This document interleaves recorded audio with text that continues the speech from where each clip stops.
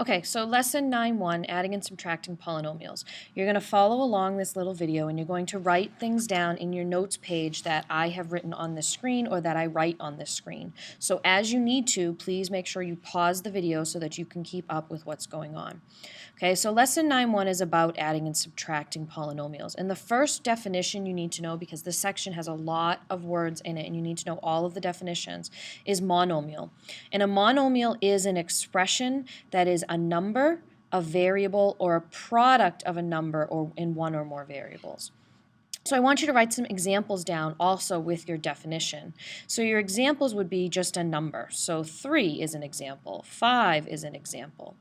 You could have just a variable. X could be a monomial, Y could be a monomial. Or the product of a number and one or more variables. So 3 times X or 5 times Y are examples. You could also have 3 times X times Y because you can have one or more variables with it. You could have 5X squared times Y. The exponent doesn't matter, but they're all grouped together. It's essentially a monomial, or we can consider it like one term. So write this stuff down, pause it if you need to. Oops. The degree of a monomial is essentially the sum of the exponents of its variables. Okay, so when you have a monomial, you could have x. Well, the exponent here is really x to the first, so the degree of this monomial would be 1. If you have x squared, your degree is the sum of your exponents, which would be 2. If you have x squared and y squared, your degree would be 2 plus 2, which is 4.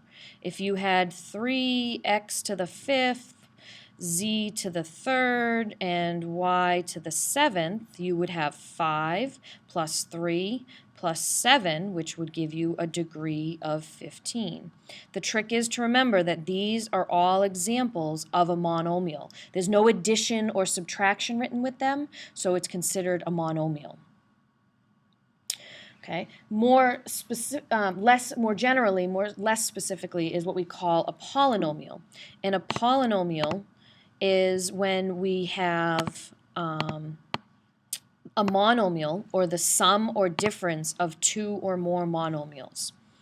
Okay, so you may have some examples like x plus 3 would be considered a polynomial, or 2x squared plus 1, or 4x to the 4th minus 3x plus 2, or 10x squared y squared plus 4x minus 3y. Okay, these are all examples of a polynomial. They have a monomial, or the sum of 2 or more monomials, or the difference of 2 or more monomials, or the combination of addition and subtraction. So remember, x here is a monomial, as is 3. 2x squared is a monomial, and 1 is a monomial. 4x to the 4th is a monomial. Here in the last one, we have actually 3 monomials. We have 10x squared y squared, we have 4x, and we have 3y. And then we're just adding or subtracting them together. Oops, I keep hitting the button, sorry. Okay, standard form of a polynomial is very important for when you're doing standard form. When you're doing standard form of a polynomial, you are going to make sure that the terms decrease from left to right. And how do you know which one goes first? You look at the degree. Okay, so by looking at the degree. Okay, the degree of a polynomial that you will need to know is the same as the degree of the monomial with the greatest exponent. Okay, so it is the same as the degree of the monomial with the greatest exponent. Oops, for some reason it's not writing, sorry. Okay, so when we give examples of that, basically I'm going to take an equation, or excuse me, an expression, and I'm going to have something like x to the third plus x to the fifth plus 2x squared plus 4x plus 3. And I'm going to need to write that in standard form. In order to write it in standard form, I need to look at each of the monomials. So here I have 1, 2, 3, 4, 5 monomials. I take each of those monomials, and I need to find the one that has the greatest exponent. Well, x to the fifth here is the one with the greatest exponent. So that is actually going to go first. So when I write my answer, I'm going to have my standard form being x to the fifth. I took care of that one. The next high, you go, and then you decrease by going down by looking at the exponents. The next highest exponent is x to the third. So you're going to write x plus x to the third, because the numbers stay with it. And then you're going to find the next highest exponent, which is the 2x squared. So plus 2x squared. And my next highest exponent is 4x. So I'm going to have plus 4x. And then these ones are all taken care of. So now I just have my plus 3. Your constant number will always end up going last. So we have plus 3.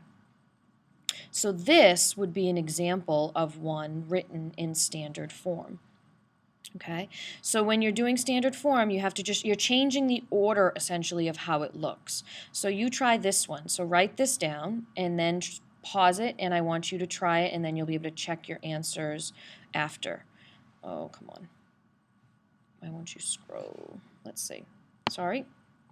Okay, so when we're doing it, we will have something like 2x to the third. Why is it slow? 2x to the third plus 4x to the 10th plus 2x to the 5th plus 3.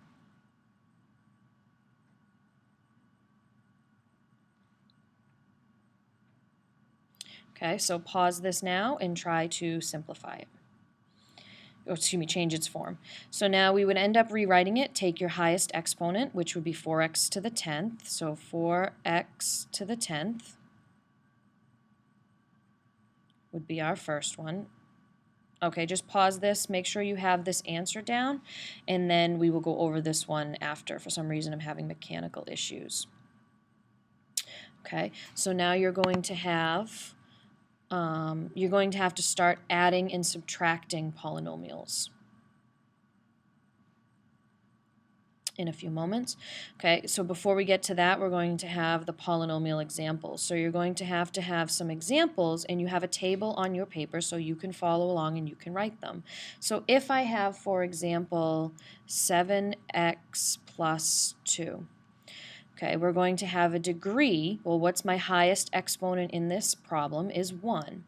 Whenever you have something that is a degree of 1, you are going to end up calling that a linear polynomial. Okay, you count the number of terms, or essentially the number of monomials that there are, which are 1 and 2. So we have number of terms equals 2. Now, to choose its name, anything that has 2 terms, we have a very specific name for it. It's called a binomial. Okay, it's called a binomial. Another example that you need to have could be something like 2x squared plus 4x plus 1, where you take the highest exponent that we have for it, which here is 2, so the degree is 2. The name of it, because it has a squared part, or a degree of 2, is called a quadratic.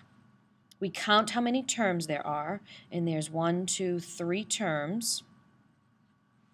And then we have to name it. Because there are 3 terms, we call this a trinomial. Okay. If you have something like 2x to the third, the exponent is going to be to your third degree. And your name of it is going to actually be a cubic function or cubic polynomial because that exponent is to the third power. Okay, when you get into counting how many terms there are, well, this is just having one term. Essentially, there's no addition or subtraction, so it's just one term. And we call that, do you remember from the very first beginning, a monomial. We call that a monomial. Okay, so I want you to try these ones here that I write down, and I want you to copy them onto your paper, and I want you to figure out what the rest of the table would be called. And then I want you to show me your notes after you're done so that I can see that you filled this part out.